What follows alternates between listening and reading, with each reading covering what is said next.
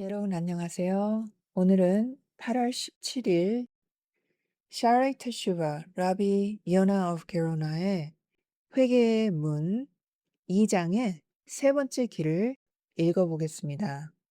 세 번째 길, 책망을 받아들임.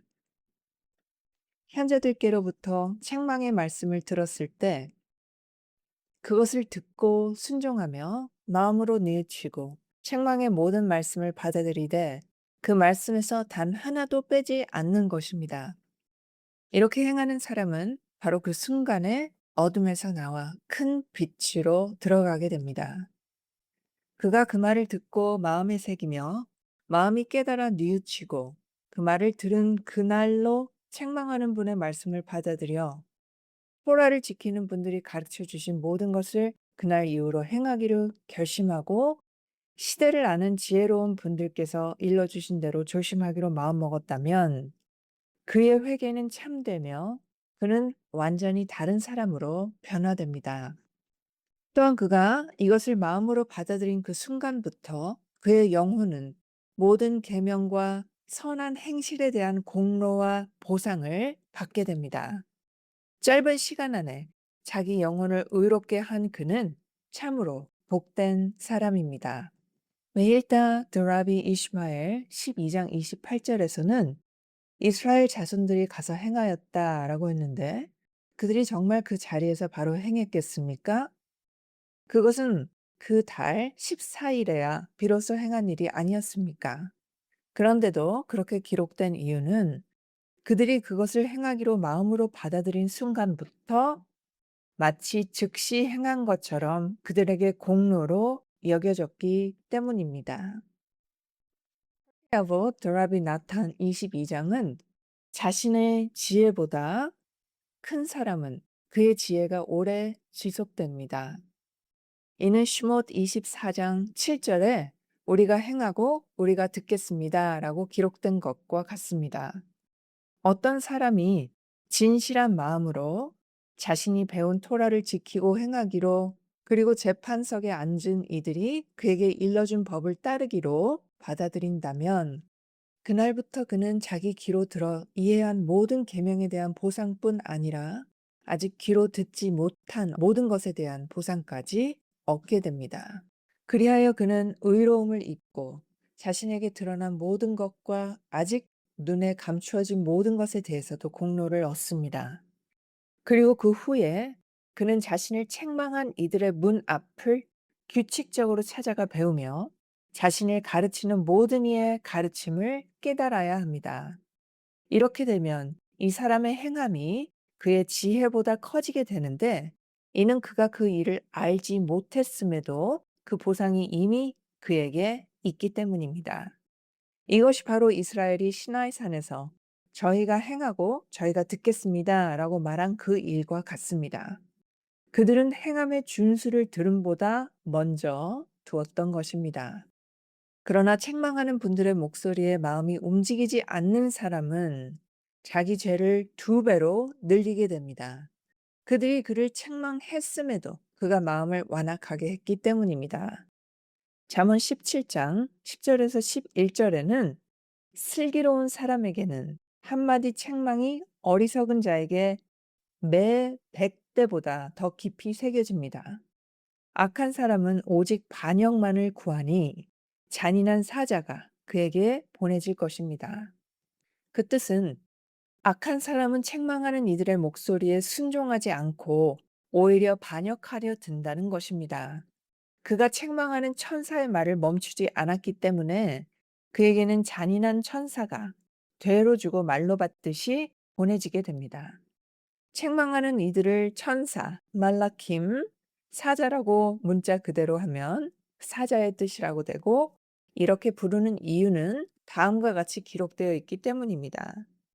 그러나 그들은 하심의 사자들을 비웃고 그분의 말씀을 업신여기며 그분의 예언자들을 조롱하였습니다. 라고 디브레 하야민 이서 36장 16절에 기록되어 있습니다. 길에서 벗어난 자에게는 훈계가 나쁘게 여겨지고 책망을 싫어하는 자는 죽게 된다라고 잠언 15장 10절에 나옵니다. 참으로 엄한 책망은 길에서 벗어나 토라의 말씀을 어긴 사람에게 합당합니다. 그러나 그런 사람에게는 그 책망을 받아들여 악한 길에서 돌이킬 희망이 없습니다. 반면에 그보다 더 나쁜 사람은 책망 자체를 싫어하는 사람입니다. 그에게는 엄한 책망으로도 희망이나 회복이 없기 때문입니다. 그의 유일한 판결은 죽음뿐입니다. 죄를 짓는 사람은 자신의 욕망에 압도되고 악한 성향에 떠밀린 것이므로 그의 영혼은 자신이 그 충동 앞에서 더 강하지 못했던 것을 오히려 쓰라리게 여길 가능성이 있습니다. 그리고 그는 어쩌면 책망을 갈망하고 훈계를 바랄지도 모릅니다. 그러나 책망을 싫어하는 자는 이미 자기 영혼을 저버린 것이며 책망에 대한 그의 미움은 곧 그가 하시의 말씀을 미워한다는 증거가 됩니다. 잠언 15장 30절에서 31절에서는 눈을 밝게 하는 것은 마음에 기쁘게 하고 좋은 소식은 뼈에 살을 오르게 한다. 생명의 책망에 귀 기울이는 사람은 지혜로운 이들 가운데 거하게 된다. 마음이 지혜로운 사람이라면 누구나 슐로모 왕께서 책망과 하셴의 경외에 대한 말씀 가운데 이런 말을 아무런 의미 없이 지었을 리 없다는 것을 알아야 합니다. 이미 성경이 그에 대해 열왕기상 5장 11절에서 그는 모든 사람 가운데 가장 지혜로운 자였다라고 증언했기 때문입니다. 눈을 밝게 하는 것은, 마음을 기쁘게 한다는 것은 눈이 매우 귀한 기관이어서 마음을 기쁘게 하는 모든 일을 그것으로 보게 되기 때문입니다. 그러나 눈보다 더 귀한 것은 귀입니다. 뼈에 살을 오르게 하는 좋은 소식을 듣는 것이 바로 귀를 통해서이기 때문입니다. 귀 자체는 특별한 즐거움이 아니고서는 눈의 빛으로부터 아무런 느낌이나 살찜을 얻지 못합니다. 바바카마 85b에서는 라비들께서도 귀가 다른 기관들보다 더 귀하다고 말씀하셨습니다. 어떤 사람이 남의 눈을 멀게 했다면 그는 그 눈의 값만큼 배상하면 되지만 남을 귀먹게 했다면 그의 전체 가치를 배상해야 하기 때문입니다. 참으로 사람은 자신의 몸의 지체들로 하심을 섬길 의무가 있습니다. 이 모든 지체는 그분을 섬기기 위해 지어졌기 때문입니다. 잠언 16장 4절에서 하심께서는 모든 것을 당신 자신을 위하여 지으셨습니다. 그분께서 사람 안에 지으신 귀한 지체들로도 사람은 그것들을 지으신 분을 섬길 의무가 있습니다. 만약 그가 그 지체들이 계명을 행하지 못하게 막고 그것들로 섬김을 행하지 않으며 그것들을 통해 받은 선함을 갚지 않는다면 그 벌은 훨씬 더 큽니다. 하심께서는 그 귀한 감각들을 통해 사람에게 큰 은혜를 베푸셨고 그것들을 통해 그에게 아름다움과 영광의 관을 씌우셨기 때문입니다. 그러므로 그는 귀가 지닌 여러 미덕 가운데 하나를 먼저 언급함으로써 그것을 섬겨야 할 의무의 크기를 보여주려 한 것입니다. 그리고 그 후에 귀의 섬김이 책망에 귀 기울이는 데 있음을 설명하며 생명의 책망에 귀 기울이는 사람은 지혜로운 이들 가운데 거하게 된다고 말한 것입니다. 그 뜻은 지혜로운 이들 가운데 거하는 것이 마땅하다는 것인데 그렇게 해야 그들의 책망을 들을 수 있기 때문입니다.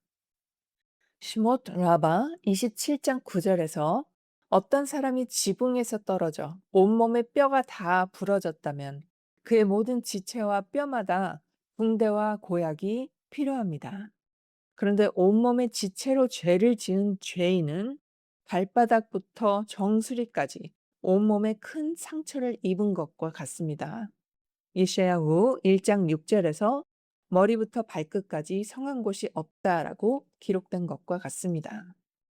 그러나 하심께서는 단 하나의 붕대로 그의 모든 지체를 치유하십니다. 그것이 바로 귀로 듣는 것입니다.